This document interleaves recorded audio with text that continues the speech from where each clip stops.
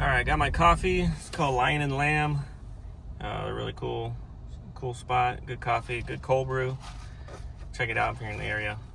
Anyways, back to work.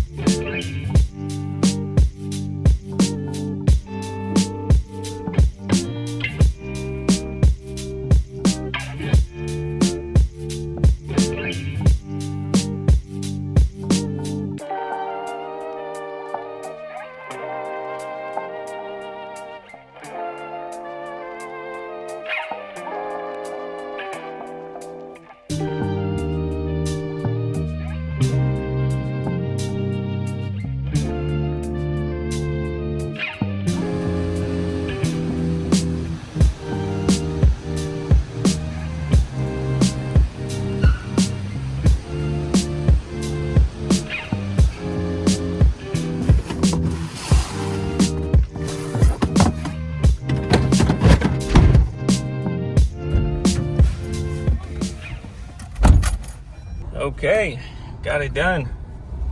As you can see, that car was dirty. They usually are at body shops, and it's very annoying. But body shops they're a little chaotic, you know. You just got to be able to handle it.